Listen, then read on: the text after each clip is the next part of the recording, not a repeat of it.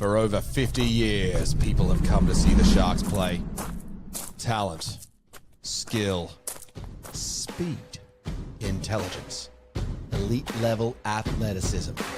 That's not these guys. Biased, one-eyed, opinionated. More often wrong than right. They make up for their complete lack of talent with pure dribble, gibberish, and enthusiasm. This is the ET Stand Podcast. Welcome to the ET Stand Podcast, the podcast that is questioning whether Daniel Atkinson should be in the team this week. The Sharks Fan Podcast. But one person we're not questioning who should be in the team is you. So thanks for joining us. We're live on YouTube, Facebook, and Instagram right now. If you're on Instagram, I'd suggest jumping across to YouTube. It's a better user experience, and we're available on audio only on all good podcasting platforms. You liked that one, didn't you, Franco? It's good. Joining me tonight is Franco, guilty by the fact that he's wearing a Garfield t-shirt for those on audio only. What is this t-shirt, Stephen? It's Garfield. He's being lazy on a couch. Garfield hates Mondays, and I'm starting to hate Tuesdays, so I thought it would work. Hang out with me. Mm-hmm. And you know what? Easter's coming, and I was perusing the show bags for the Royal Easter Show. And as expensive as they are, came across a Garfield show bag. I thought, oh, this is good. I remember getting a Garfield show bag when I was a little fella and checking out the comics and reading it, and sort of became a little bit of a fan of Garfield. And so I thought, have a look, what's in there? All this junk, but no actual comics in the Garfield show bag. So I don't know how that works. Kids of today don't read, maybe. Let me know, gang. But no comics in the Garfield show bag. Fair enough. All right. Well, not to be mistaken for a comic book character, we also have Matthew Williams joining me with his avatar saying West is best. Welcome back to the show, Matty. Thank you, David. We've got you doing a Chronicles episode this week. Which match are we looking back of the Knights and the Sharkies in our steam history with them? I'm hoping to do the 2003 game, which may or may not involve a massive upset in Newcastle at the old Marathon Stadium, a naughty hat-trick of Joey John's intercept passes, and our good friend Paul Gallen maybe having a bit of a mix-up with Sean Rudder's head. It was a good times, but thanks to the NRL, no coverage. So we're doing that off things that we can splice together and news articles and memory and the like. Oh, that'll be good fun. All right, we'll try it. We are trying to find that footage, and if you've got any Sharks footage of old matches, do send them through to the Sharks historian. He's a legend, Ash Taylor. Hit the like button, guys, if you're enjoying the show. Come on, you can all do it. And subscribe if you're new to the channel. All of those things. Subscribing gives you access to making sure that every time a new video or content is posted by us, you get notified. And liking, well, that just notifies and helps the algorithm tell Sharks fans that we're a reasonably good show and maybe the fifth best Sharks-related podcast. Isn't that right, Franco? 2 out of 3 fans agree, that we're fifth best. Yeah, correct. All right. There is also a Sharks fans Discord channel if you would like to get in there. So that'll be in the comments, and just going through and looking at the comments here. We've got Harley. G'day, Harley. Hope you're doing well. Here we want some. Harley wants you to do round 10, 2016, Sharks 262-0, Matthew. Next year, 10-year anniversary next year. We might even do just exclusively 2016 games next year. Oh, that's such a good idea next year. We just do all 2016 matches. Yeah, that's a fun idea. 10 years on. And then 2.0, Williams 2.0. G'day, buddy. Kids of today of the internet, mate, staying on society. Yeah, that's an answer to Franco's question there. All right, fair enough. What else we've got coming up this week? We've got an opposition fan preview coming later in the week as well, so keep an eye out for that one. It's always good fun when we hear from the opposition fans. It's a great way to get an insight. I've noticed that the last couple of weeks, the people that have come from the other opposition teams just able to pick where their teams are going to score tries and what they're going to do. And for those who are on audio only, Franco's chowing down on a meat pie right now.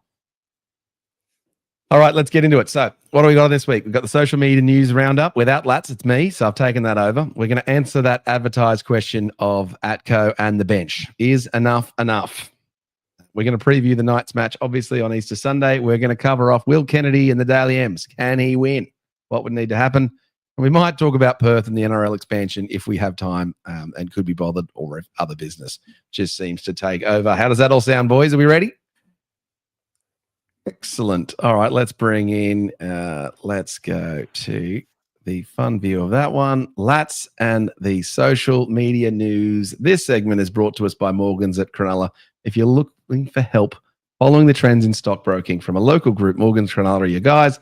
Link is in the bio to contact those guys. Tell them Boldo sent you, and I'm sure Charles, Chris, and the gang of local legends down there just behind where Jolly Lodges used to be will help you guys out. Let's get into the social news. All right, following the Sharks' 24-18 point win over Manly in first grade, there's been plenty of love and highlights throughout the social for Will Kennedy this week.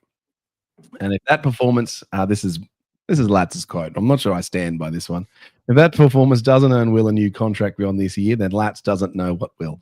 Talk more on Will Kennedy in his segment. He's been arguably one of our best players this season, and last weekend Will really showed us what he's capable of. His solo efforts in attack were scintillating, and that second try saw him earn NRL Drinkwise Try of the Week. He might have won it twice, not for that ridiculous penalty, and he now sits outright third on the Daily M leaderboard.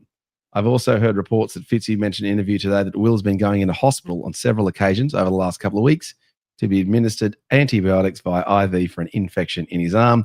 So that makes his efforts of late even more remarkable. We are going to spend more time on Will Kennedy. I'll ask the boys for their reaction to his form in a minute as we let Franco continue to eat his meat pie live on YouTube.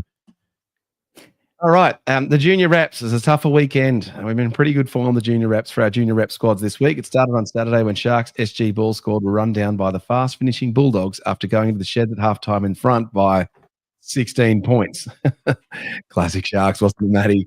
The Bulldogs flew home in a thriller that saw them take out the match and eliminate our boys 38-30.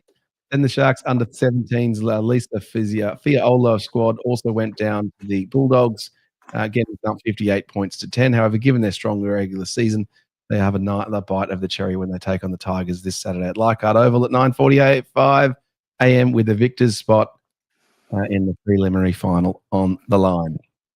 Then our Andrew Fafita coach Tasha Gale squad were unfortunately eliminated from the finals after falling to Parramatta Eels 32 points to 12 at Leichhardt Oval over the weekend.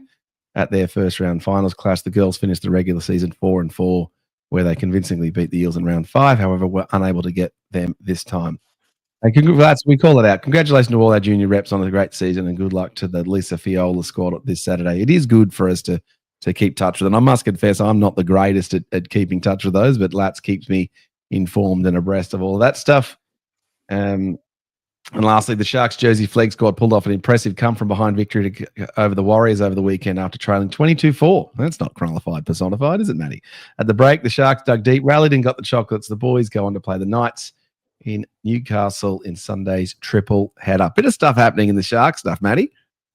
Occasionally form reverses and we do come back. We have gone close to getting a record comeback or two in our time. So good to see the lower grades doing it. Just normally it's the other way around. All right, on to the Jets. The Jets are back in the winner's circle this week after rolling the top of the table and undefeated New Zealand Warriors. That's a big win. 28 points to 20 in round 6 of the knock-on effect New South Wales Cup, with the boot of Niwa Puru proving to be the difference. Warriors went into the break in front 10 points to 6 after Michael Gabriel was sent to the sin bin in the 37th minute for a 10-minute stint before the Jets turned it on after the break, scoring a try in the opening minute of the second half and another couple of quick tries in 13 minutes that followed. Cade Dykes, Niwa Puru, Felix Fartilli, and Michael Gabriel crossing for 4-pointers, with Puru perfect with the boot. 4 from 4 conversions and 2 from 2 penalty goals. Gotta love penalty goals. Which saw the Jets victors. The boys going to play the 11th place Knights in the curtain raiser at McDonald Jones Stadium at Newcastle at 1:40 p.m. on Sunday. Geez, it's going to be a good day of footy with all the Sharks teams out and about playing, isn't it? I believe that's a triple header there at it is. Murray Jones. So flag, New South Wales Cup, and then first grade. So if you happen to go out there, maybe get out there a bit earlier, make it worth the trip. Off the back of that game, some people might have noticed that Cade Dykes wasn't named this week. I believe that's due to HIA protocols where he needs to stand down, copped a bit of a knock there towards the end of the match. And as such, is not going to be playing this week. My boy Felix Fartilli is named again, so 2 weeks in a row for the Jets, so playing up. That's just pretty good to see. He's going well.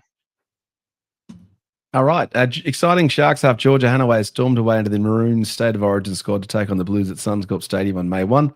The ex-rugby 7-star joined the Sharks from North Devils last season and quickly made a presence felt in the NRLW, making her way into the team off the bench in round 1. And by season's end, she had cemented a position as our starting 5'8" in the NRLW squad for the Sharks. Georgia scored an exceptional try, which nearly saw the girls steal the premiership for the Roosters last season. She even earned the club's Rookie of the Year award. So congratulations to Georgia. This one's good. There's an extra one that I added in. So Hot Topic on his own social media account of one, but also on the Sharks Discord channel. Livewire ET's 10 podcast host never misses a beat with anything that is Sharks related. As Stephen Franklin was very quick to highlight today that the Sharks website was down. Seems like the Sharks team just don't have all of the pits fitting together and they need a professional Franco files to sort themselves out. Franco, did you suggest a fix and fix it for them, or get them to highlight what they could be doing to have a better performing, well-oiled website, mate? I didn't, mate. But in their defence, I'm pretty sure it's the NRL that manages these sites and portals. So I think it was a bit of a bigger issue than just the Sharks. I thought you were going to say it was routed through the Leagues Club. No, that would be definitely down for eternity. But always frustrating. Everyone was logging in at 4 o'clock to see those teams, and I don't know, maybe it couldn't handle the load. You expecting me to put that in? No, I was not expecting you to put that in.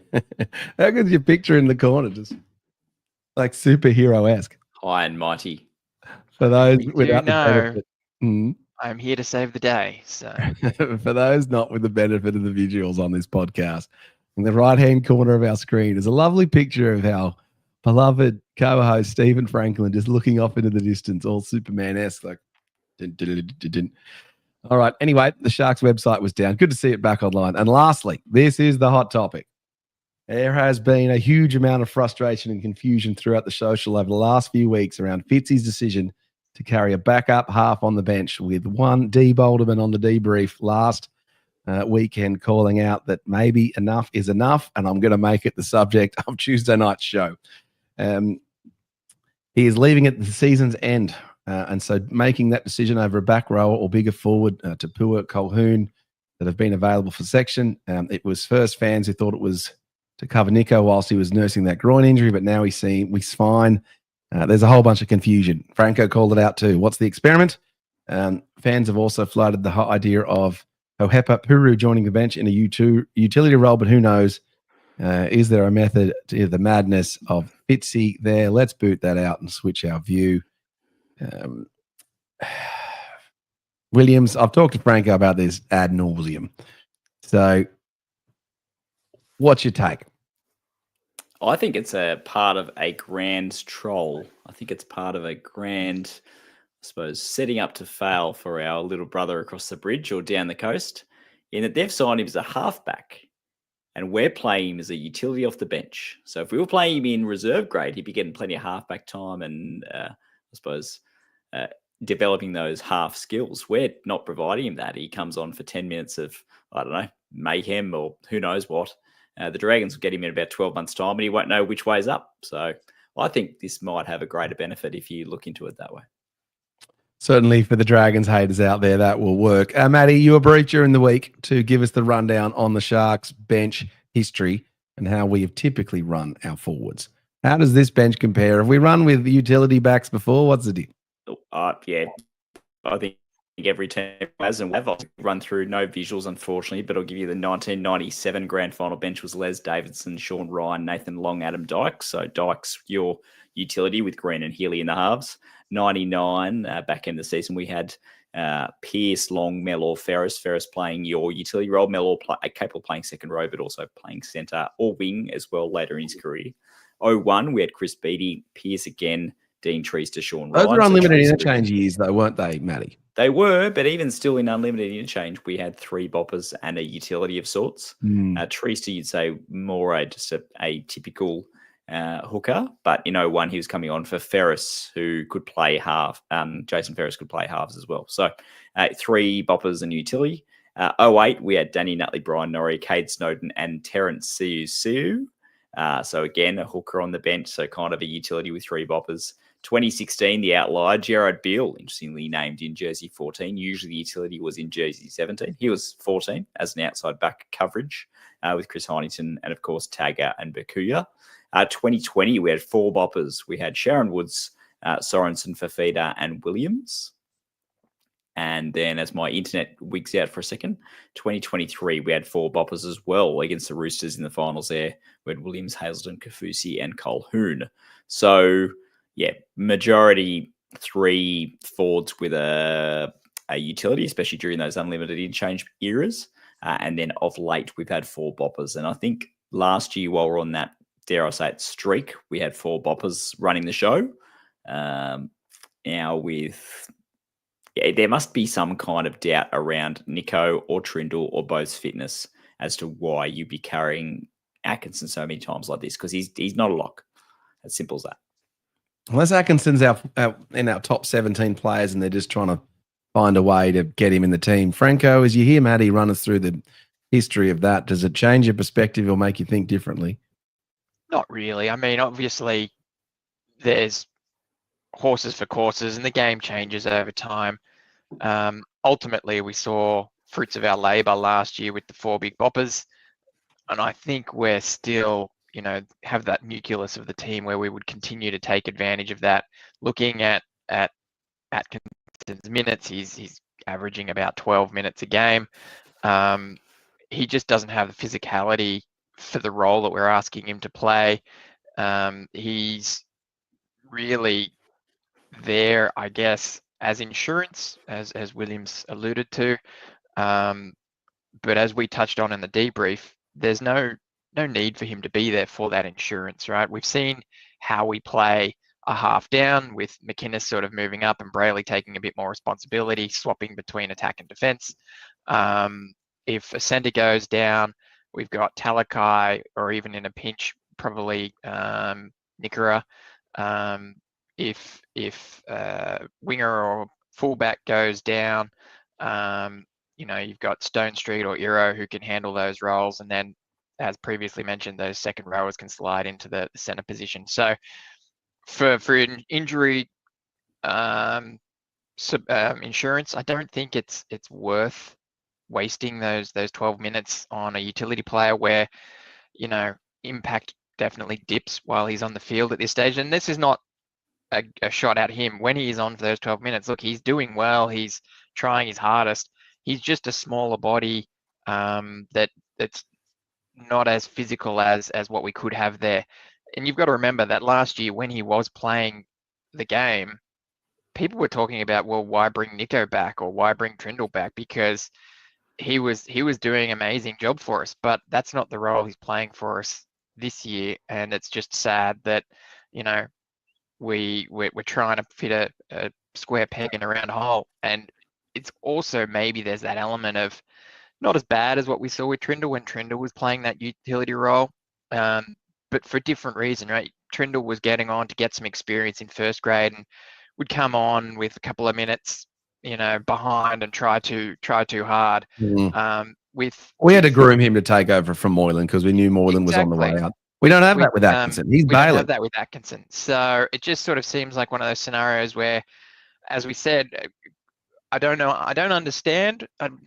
Be a fly on the wall to work out what the reasoning is there. It doesn't make sense for impact. Doesn't make sense for injury insurance, and it doesn't make sense. Let's go through the comments here. Happy. Let's go through the comments here because there's a few that are coming through. And have your say. Tell us what you think, because we don't claim to know all the answers. We just claim to scream and shout the loudest on YouTube when we don't like the questions that are being asked. 2.0 in the comments is saying, do the Jets need a fullback? Maybe they can have Daniel Atkinson. And then a couple of people coming through here. Trish Meddy, g'day Trish, saying maybe they're carrying Atko on the bench to also possibly cover for Will if he has been unwell. That's possible, I guess, which also 2.0 reiterates could be a chance it's for Will Kennedy if he's in and out of hospital. Could be giving him a spell. B-Rad on Instagram is saying, I guess we're getting Atko on the bench till he leaves as well. And then a bit of love for you from Mike Knight, who was agreeing what you were saying there, Franco, with an agreed Franco, but then also saying, Mike Knight saying, I'm not liking what I see when he comes on. If they actually utilized him effectively, then I guess that's fine. It's just been the same lack of results each time he comes on, and they do look a bit disjointed. As Matty chatted through the history of the Sharks teams with their bench and also looking at successful teams, I think the reason to carry a interchange player is when you have big moment matches like the State of Origin, because if a player goes down and you lose an outside back, it's tough if you don't have a replacement. And so you saw that with the 2016 Sharks team. They had Gerard Beale and Fecky went down, and he was a pretty suitable replacement, but Fecky was still a bit better, and we lost a bit whilst international Beale was on. And then the other team that we noticed is the team had Dykes in it with the Sharks. Dykes is a pretty good damn NRL player. And so he was just forcing his way in. But otherwise, unless it's like an absolute star back, like you've got Kalen Ponga on the bench in State of Origin, I just don't see that as a strategy, Matthew, that just works. I just think it's forwards and maybe a hooker. Yeah, I agreed. And I think that I suppose there's been a lot of focus on our forward output and them fading away and AFB carrying the pack. I think last year it was no coincidence that when we had 4 whoppers on the bench that we were getting the most out of them, because when the bench was coming on after 20 minutes, and really that was what Royce Hunt and Hazelton coming on, that we were motoring over teams and had a stronger bench than the others. So I think that's where people see our strength as being. If you put someone else on the bench, maybe even a Hohepa Puru, who did great in the trials, that would provide more. The comments, though, are telling. Like looking at all those comments you flashed up before, saying that maybe it's due to the doubt around Kennedy and the illness is an infection he's battling. So there's got to be more to it. Fitzy, you've been sold by him in Vegas. Fitzy is a smart operator, and he's got a lot of smart coaches around him. There has to be a reason behind, even if we're not seeing it properly. Franco, you wanted to jump in there? Yeah, I was just going to say it's one thing to take into consideration, I suppose, is, and you just touched on it, successful clubs, or at least teams that are doing well at the moment, there has been this tendency to shift to a smaller, more mobile squad. They're certainly praising it through the Bulldogs with their bunch of utilities and smaller edge players. So that could be part of it, but ultimately we are not really structured around that way to carry one extra nimble guy to take advantage of that. I don't think that's quite how we're operating at the moment. So, and as Adam we're hedging our bets. And as Adam calls out here, Franco, in the comments, when Atko comes on, it's not like we're putting him opposite side to Tricky as a second 5'8" and letting Nico rove around the ruck and create overlaps or something. Like it's like they don't have a strategy for him.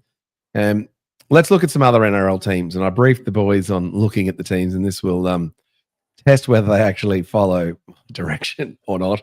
And I've done Lats was going to be on the show, but it was caught up on a flight, so I've done Lats's one. So I went and looked at all the teams last weekend to see if there are any conclusions of what is the current data telling us.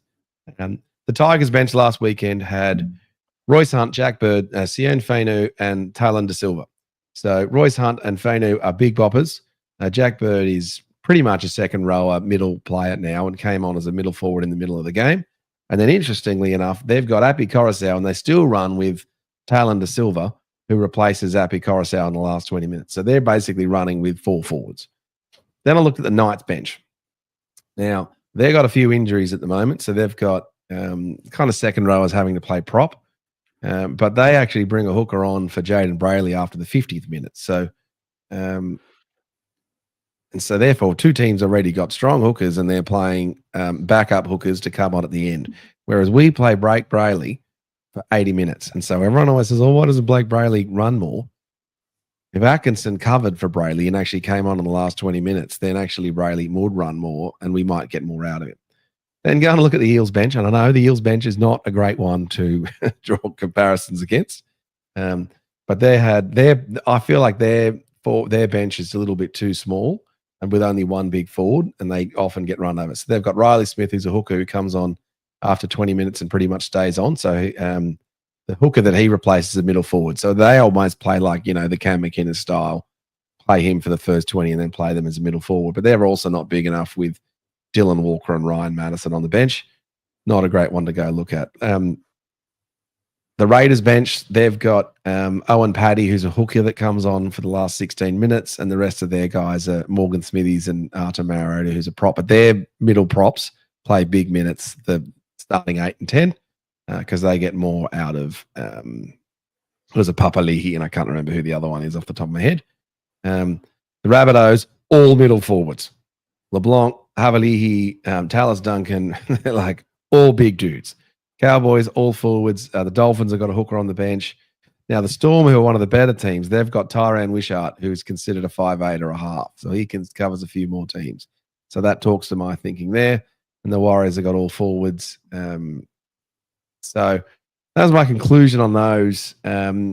Franco, where did you land for the couple that you looked at? Yeah, I guess Wishart's a bit of an outlier as well because he can play hooker as well. Not to mention fullback. He's pretty much a utility, but can play hooker. I guess from the teams that you gave me, Bulldogs, Seagulls, Roosters, and Broncos, look, they've all pretty much got hookers as well, with the Roosters having Docker Clay, Broncos having Walters, and Seagulls having Simpkins. So they're all carrying hookers. The only one there is the Bulldogs with Kurt Mann as a utility player.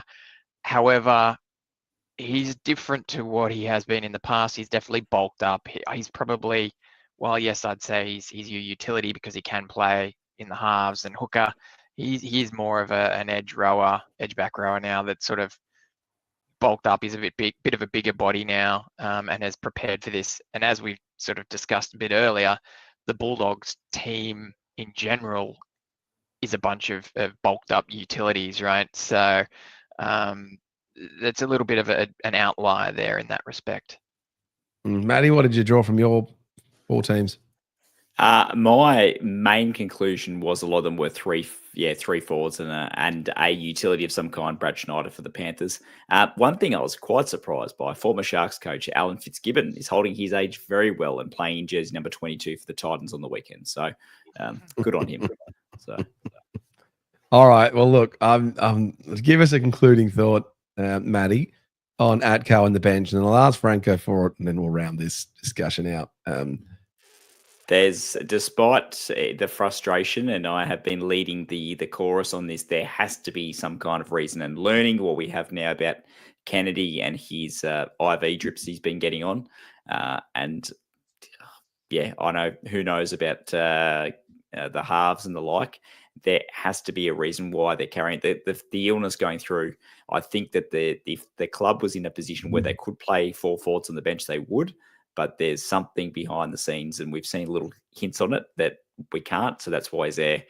How they're utilising him, it's confusing. It's frustrating. I think Hohepapuru or Colquhoun or someone would provide better for us, but it is what it is at the moment. Yeah, I don't think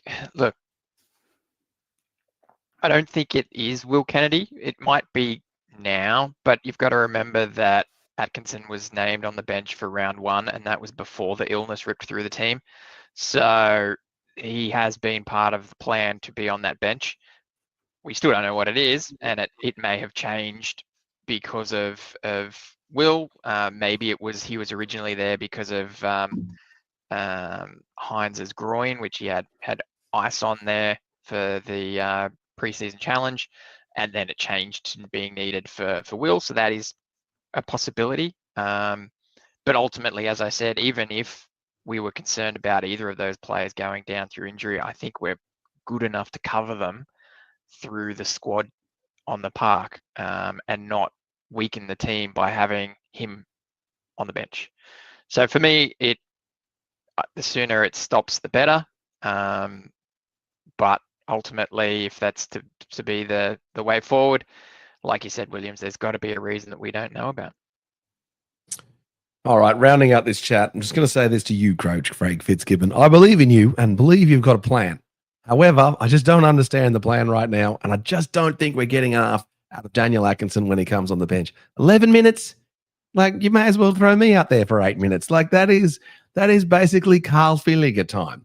So how are we going to get better value out of him? How is he going to come into the team? Is there some sort of structure, some sort of strategy or something? Because I'm telling you, Sharks fans are getting frustrated at it, and we're just not seeing the value. And with the big boppers, Tom Hazelton and those guys, and getting them on for a short amount of minutes just improves the impact of them. So, look, I think we've been pretty clear on the ET Stand podcast our position. If anyone vehemently disagrees with us that Atkinson should stay on the bench, do please get your comments in there as we move on. Let's go to the night's preview as the Cronulla Sharks travel up to, what is it, the F3? Is that the name of that highway? To tackle the pretty lackluster and somewhat injury-depleted Newcastle Knights on an Easter Sunday clash at 4:05, reminding us of great memories such as the 2016 62-0 win. Let's bring up the team list for the Sharks as they name their teams this week. There it is. All right, I'll do the music. All right, we ready for this? Works when I do it. No, it doesn't. Hear the music. All right, the Sharks team to take on the Knights without music. Will The Kennedy music is actually Boldo coughing. I can cough in the background for you if you like. All right, you do it, and I'll keep coughing, Matty. You take us through the team. Okay. Yeah, I got a back three of Kennedy, Stone Street, and Mulatalo. The centres of Ramian and Hiroti. Halves, Braden Trindle, Nico Hines. Front row of Fanua Blake, Brayley, Kafusi. Back row of Britton Nicorette, Teague Wilton, Cam McInnes. And a bench of number 14, Daniel Atkinson. 15, Sifa Talakai. 16, Toby Rudolph. 17, Tom Hazelton. The coach, Craig Fitzgibbon. I should have just said what Chris Kelly says. Said Control-C, Control-V. Certainly the same team. You surprised that Aiden Fanua Blake was named, Matty? Well, yeah, kind of. Given the chat about his groin, they didn't say how significant it was. They said it was groin tightness, which I suppose is a bit more descriptive than the one on Trindle last year, which was calf awareness, which turned out to be a calf tear, and he was out for about 4 weeks. So yeah, he's in the team. Whether there's an injury cloud or not around that, I'm not sure. Groins can either be stuff that an injury that players can play through, or can be deceptively serious. So hopefully it's not something that turns into something serious and ends up in several months off. Franco, what do you make of the team? Yeah, I guess on AFB, we do have the longer gap between games. So I think it might have been mentioned on the Sharks website even that it's giving him every opportunity, the old adage of prove his fitness. And then we look at the extended bench, which has Tapua, Beryl, Hohepa, and Billy Burns there, in addition to Chris Vela. So, we've got 4 players in that extended bench that could potentially replace him if that groin doesn't come good. So, yeah, name him and then just see how he goes. It'll certainly, I don't know, I hadn't followed his career too hard before he was announced to be signed for the Sharks, so I don't know how he backs up from injury and how he preps and recovers. But this will be a good sign for us to see what happens here. Look, we should win this, but Sharks fans talk about this a lot. These are the games we're worried about, and actually one of them. I'm looking at yeah, it's not you. And you know what? Kalen Ponga's got our number and has for a little while. So they've been on a bit of a hiding in the press. Obviously, all the talk around Brown. So it is a bit of a bogey round for us. We've got to not take them lightly, but we should be able to do it. Matty, give us the history and rundown of our form. We know you love these segments, and what does it look like over the years? Should win. The confusing part, and I say it every time we play them, is every time I look up the stats, it goes, we've played them 62 times, but there's only 61 matches. What do we mean? Well, there's obviously the forfeit. I've asked that question before. There's a forfeit back in 1996. Anyway, we've played 61 matches, been 1 draw, Sharks 28, Knights 32. So they've got the slight ledger there. On the overall points tally, though, we've scored 1,220. They've scored 1,123. So just under 100 points differential there. So we obviously, when we win, we have won bigger times. Obviously, they've beaten us a few times. 52-8 was their biggest win over us back in 2002. Blame Matthew Johns for that one. At Newcastle home matches, 31 total. There's been 1 draw, which was our very first match against them back in 1988. We've won 10, they've won 20.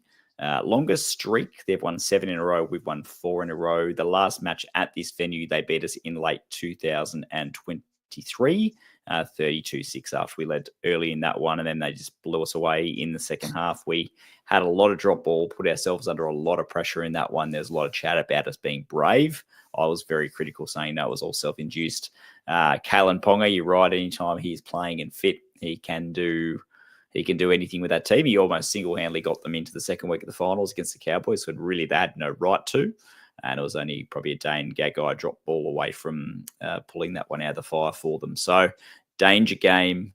We'll have a look at their team, I suppose. Any comments on that, guys? Anything that sticks out there? Any memory of Sharks versus Knight games, especially up in Newcastle? I remember the one mid-2000s where we travelled up and there were a whole bunch of injuries. Daniel Dumas got injured. And there's an ongoing saying that Chris and I have where I think it was Matt Hilda threw up a kick and Chris says, "Oh, that's a shit kick. That's never going to work." And then, of course, we then scored. So classic Chris Kelly just getting it wrong and us just scoring. And obviously the classic one where I met you at the train station, Matty, in 2016. So Knights, I've also got a few nightmarish moments. The 2001 final still just irks me to this day. So they're the ones that ring true for me. And of course, the common players, thinking of Darren Albert. Notably. Yeah. Franco? Yeah, no, the Knights are just one of those teams that seem to flip the script a little bit. Whenever we are favourites to beat them, they somehow manage to beat us. Whenever they're supposed to beat us, we seem to manage to beat them. It's a little bit of a weird one that it's hard to go by the form guide. One of the heartbreakers for me was, I think it was 2019, round 1. Matty, you might be able to help me out there. Bang on. Edric Lee, first game with them against us. Intercept.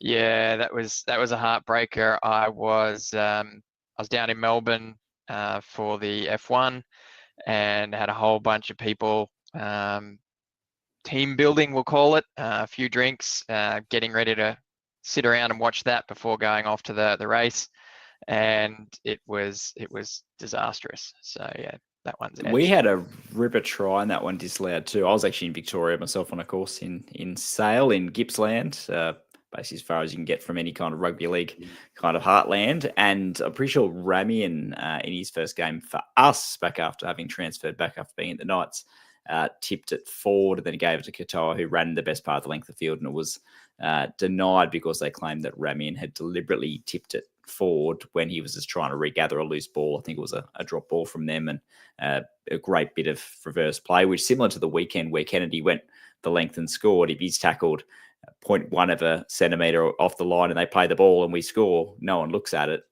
This one, the same thing. Katoa did all the hard work, score. Oh, let's go upstairs. No try. But yeah, that Edric Lee running away. Edric. In the air. Yeah. Edric. With that intercept. Looking at this team, fellas, it's obviously the same team. Franco, under pressure players. Who in the Sharks team is feeling a little bit of pressure at the moment, you think? They might be looking over their shoulder going, maybe I'm not going to be in this team in a few weeks. Well, without stating the obvious of Daniel Atkinson, I don't think anyone is under pressure. However, from me personally, I want to see more from Ramian. He's had a few quiet games. He hasn't really been performing up to his standards. We had someone comment last week that, you know, maybe it's to do with the combination of Katoa. Katoa's sort of has learned how to handle Ramian's quirks of passing and positioning, and Stone Street still needs to adapt to that a little bit. But ultimately, yeah, Ramian, I think for me, needs to step up a bit. So that's been my call out. Stone Street pressure, Williams?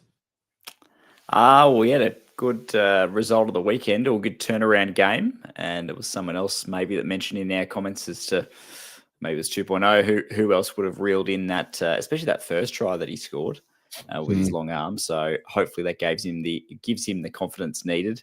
On Ramian, maybe it's a case of he's reverted to Newcastle Ramian, and maybe he needs to play Newcastle to kind of turn himself on and off again and find the form back.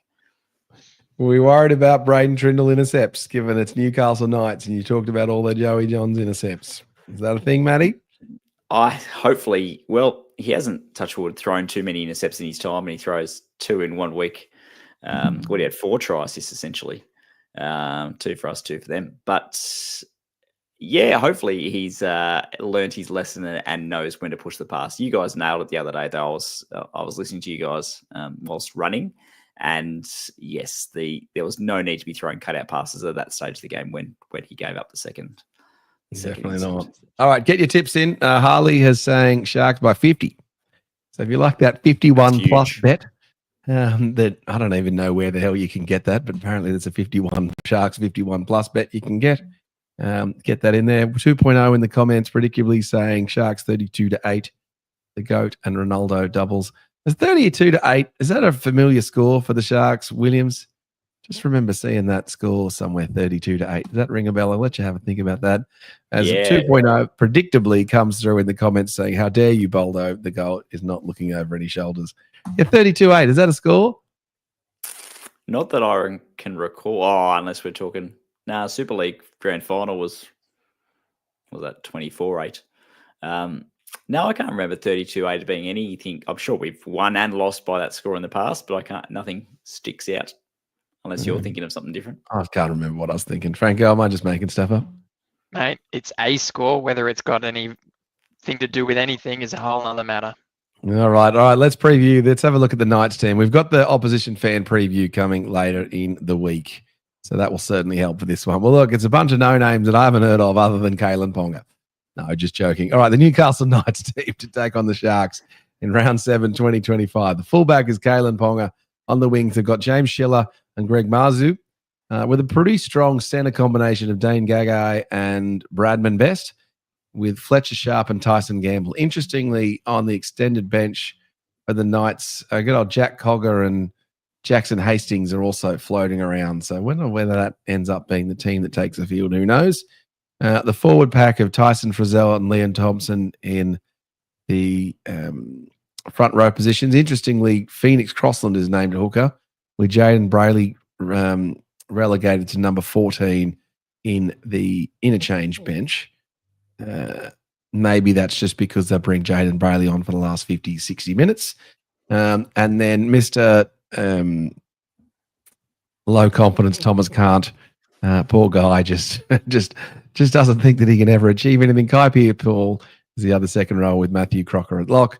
And then the aforementioned bench is Jaden Brayley, Tyrone Thompson, Jermaine McEwen, and Brody Jones, with the coach being Adam O'Brien. Is it a matter of just shutting down Kalen Ponga against the Knights, Franco? Pretty much. You did say that they've got a good centre combination, and they do. Bradman Best and Dane Gagai, both Origin quality players. And the last game we had against them, there was a pretty good running battle between Gagai and Iro, where Iro sort of had his opposite number. So for Hiroti, it's going to be a scenario where he's going to need to prove himself once again. And Ramian needs to step up, as I mentioned. But yeah, it's all on Ponga. Shutting him down is a different matter, though. You got to have a proper plan in place to do so. You can't just rush him, because then you're leaving other players exposed and open. So that would be where I would be looking. But like I said, I'm holding my breath. Pretty hopeless against the West Tigers on the weekend, having gone back and watched most of that match. Matty, what do you make of this Knights team? They're under pressure. I think Adam O'Brien's under pressure as well. And there's obviously a lot of chat around of Dylan Brown signing, and I don't know how they're working their cap out. But I know focus on us, play well, and hopefully the rest will follow. But yeah, it's I don't know. It's the thing that worries me is I don't rate that team or their coach in any way, shape, or form. And I've had egg thrown in my face, like we all have as Sharks fans many times when that occurs. So yeah, just got to be careful with that up and in where Ponga throws the outside ball, because that seems to catch us unawares a few occasions. 2.0s in the comments saying, stop the play, quick play the balls. Fletcher Sharp is electric. Quickest in their team by a bit. And there we go. SJD in the comments. Balmain 32 versus Cronulla 8. Round 3, 1985. Oh, famous match. Oh, yeah. And Williams exposes fake guru as the next comment. Yeah, absolutely. Did you actually know that, SJD, that score? Or did you have to go look it up? Get that in the comments for us, SJD, legend. And SJD asking again, was Dykes is injured again? And SJD, you asked that a little while ago, and I feel like we answered that one already, so I didn't put it up. But given what we're talking about, you legend, just thought I'd take this moment to taunt you. All right. Buddies, legends, we thinking a Sharks win here? Yeah, I'm thinking it'll be a Sharks win. But like I said, I've got no real confidence, unlike a lot of our commenters. Just like I said, it's a bit of a bogey team where they always seem to flip the script. But I'm going with a healthy 26 points to 12. Fair enough. Matty? 14. I'll go Sharks by 8. Sharks by 8. You know what score I'm going to pick? Sharks are going to win 32 points to 8 this weekend, fellas. That's why it's a special score. Because I'm picking it right now. I think we're going to see a return to form of the Sharks against a more mediocre Knights team. And we're going to see all the chat of, is Nico back and all that sort of stuff is what's going to happen. Sharks to win. All right, let's move on. Get your tips into the comments if you haven't done so. We've got to run a little tipping thing in Discord where you pretty much just tip either just the Sharks match each week. So get involved in the Discord channel. That's a bit of fun. But quite frankly, everyone's been just tipping the Sharks every match this season, haven't they? So except for that Panthers match at the start of the season where we all tipped them. All right, let's move on to the next. Will Kennedy versus the NRL with the Daly M's. Now, check this out. Franco has done us a lovely little overview here of the Daly M scores. Look at that, over the top of Matty. So Jai Gray is leading the Daly M's with 20 points at the moment, that being the South Sydney fullback. And Terrell May from the Tigers is on 18, and then in the third position is Will Kennedy from the Sharks. There you go, Matty. And then below that, Cameron Munster on 14 points, with 13 points for Connor Tracy, James Cadesco, and Payne Haas. And then 12 points for Kalen Ponga, Pat Carrigan, and Tom Dearden from the Cowboys, rounding that one out. Williams doing an excellent weatherman impersonation. Yeah, exactly. Yeah. Do we think Will Kennedy's got any shot against these mob, Williams? I thought I was doing a Kenny Calendar, the old guy that go through the form. We've got horse number 5 is paying $2.20. Anyway, moving down. Never mind that. But do I think that Kennedy has a shot at winning the Daly M? No, is the short answer. But do I think it's fantastic? Yes. I think the way he played the weekend, that was the best game I think I've ever seen him play. Like it's harking back to, he was in some good form in 2021 with a lot of backup play. On the weekend, that was some fantastic. Was safe under the high ball. Great running play. It'd be good if you could back up in the middle a bit more, but I suppose we're working on that. But his running game on a hot day against, you were talking about last week about how fast the Manly backline was, and he got around some quick guys. It was impressive. All right. I think for him to win the Daly M, he also needs to dominate the other Sharks players in the Daly M's. And so Franco's gone and drawn this up for him. So Will Kennedy's on 16 points. Trindle's on 8. Nico's on 5. And Brayley, Nickera, and Ramian are on 2. Franco, is that true? Is that what you're thinking? That's what I'm thinking. He basically needs the rest of his players to also not have a good season. It's like the Melbourne Storm Big 3 conundrum with the Daly M. Not so much not have a good season, but unfortunately for Kennedy, it's his Daly M points come off the back of effort plays. It's not a structure or a style of play that makes him stand out. So everything he's done to deserve this is based on effort, which is fantastic, but it's just something that's generally not sustainable for the 26 rounds. So if, stranger things have happened, right? If he doesn't get injured, doesn't get suspended, has that effort, we have spoken, it's a contract year, puts in, plays hard. There's every opportunity, but look, we generally see those sorts of things, especially for our team, will go to the likes of Trindle, Hines, Nickera, they'll pinch a bunch of points from him.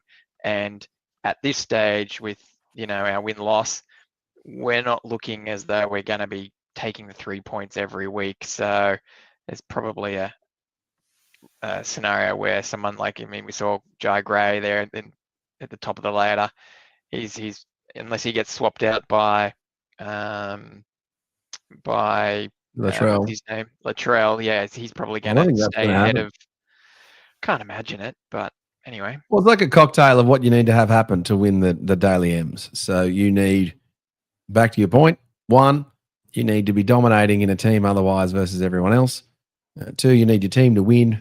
And 3, you need to not get injured, I think is what it comes down to. And just calling out there that Ryan in the comments did say that, is it just coincidence that it is Will Kennedy's contract year? So I think it'd be pretty tall ask for Will Kennedy to win the Daly M, but I think Will Kennedy's form is probably going to stop Nico from being able to storm back at the end. I think Nico's Daly M chances might already be done. But look, 6 points you can get to 6 points maximum, can't you now? So maybe they can get back into it. All right, look, now that was good fun, Franco's over-the-top view. Now, one thing that I did forget to do is mention our partner for the match day sponsor. So I actually did this over-the-top thing, and Maddie, you completely blocked out for this one. There you are, Maddie. So our good friends at Miranda Hotel this weekend have got a few things going on. So if you are looking for a good way to watch the Sharks match and you're not travelling up to McDonald Jones Stadium in Newcastle, you can get down to Miranda Hotel. It is not a hidden gem. It is an icon of the Shire. Everyone knows where Miranda Hotel is. And Carmen's now, you can get $12 margaritas during the Sharks match as well as those $7 beers. And they've got a bunch of things different happening. Trivia is not on this week because they're doing they got music and all sorts of other things going on. But if you want to get down for a good Easter Sunday feed, you can also get down there for a whole bunch of fun stuff. So I'm going to do that soon. Oh, there Williams is just completely gone. Just had enough. Are you back? David Copperfield. Yeah, exactly. All right, get down to Carmen's and watch the Sharks, gang. We're going to do a live show from there during the season and watch along as well. All right, moving on. We've been with you for 51 minutes. Let's just cover this off quickly. Following the weekend, Perth expansion was being on the rise, and we had a very heated discussion on one of the early episodes of the ET Stand, which you will have seen for regular watchers, seen Franco just absolutely tear Chris Kelly a new one when he suggested that Papua New Guinea should be the team or location. Franco, having seen the Perth weekend, does it change your opinion or form an opinion on Perth for you? Where do you stand? I think Perth is a must. It's just common sense. That said, look, it's going to require a bit of hand holding. It's going to require building. It's not going to be, people talk about dropping a team in Brisbane again or in Queensland. What is it? The Western Corridor, Ipswich. So that would succeed. There's no question that would just be a success. However, for what future benefit is sort of what I'm thinking. In Perth, at least, you've got extra options where you can build up a fan base that there's not already one, get a foot into the grassroots, and have the extra option of time slots for broadcast rights. So it just makes sense for me to have one in Perth. Matty, are they the Perth Bears? Yes, I think they should be the Perth Bears. There's lots of talk about maybe being the Perth Sharks if they need to move someone. Oh, God, no. No. Hit end stream. This podcast is over. No Perth Sharks. I have something better for you. So just going back a bit, the Western Force dropped out of the Super Rugby competition a few years ago. That was an ideal. I know the NRL didn't have their ducks in a row. Peter V'landys weren't there. They weren't looking expansion at the time. But that was the ideal moment to strike when the iron's hot and get in there with a form of rugby and get league back in the West, which there's some background there. Andrew Twiggy Forrest, lots of money, mining billionaire, has a lot of money in the Western Force. Guess who he signed on, or his company signed on to sponsor in 2023? Our little brothers across the bridge, the St. George Illawarra Dragons. They should be the new Perth team. It's simple, guys. You know it makes sense. Perth Dragons has a ring to it. On a side point, it is something. How good would the Perth Dragons be? Oh, it'd be fantastic. It's so good. That's such a good idea. the Western Dragons, the Perth Dragons, the Kalgoorlie fly the Dragons. coop. They can fly over there. Dragons flying back. The Port Hedland Karratha Dragons. I don't know. It's just, yeah, I think those two places are probably nicer than Cogra, to be honest with you. Definitely Rockdale, and definitely Arncliffe. But anyway, What about I think Allawar? Perth. How good's Allawar? Allawar is underrated. Allawar is definitely underrated. What about Banksia? Arncliffe, there's Anyway. at the Arncliffe, the pizza shop guy. He supports the Sharks. Good on him. Good on him. In enemy territory. But anyway, the Perth team is a must. Back in the ARL expansion days, it was a bit of a flawed, I suppose, structure that they had, in that they were on the hook to pay for all flights for away teams, and that's eventually what bankrupted them. For a period of time, they had an average of about 20,000 people going to the Wacker to see them, which is a terrible ground to watch rugby league at, just a terrible ground in general. They've got the newish, needs redevelopment according to PVL, but it's a pretty good setup there at NIB Stadium. But there seems to be a sticky point between PVL and Roger Cook, the current premier, who's an open rugby league fan convert. I think he's actually a natural West Australian, unlike Mark McGowan, the previous guy who was from Newcastle, and claimed that he didn't care Mark much for the McGowan, sport. though, but we're not a politics podcast, Matty. No. Well, anyway, he's Iron Curtain.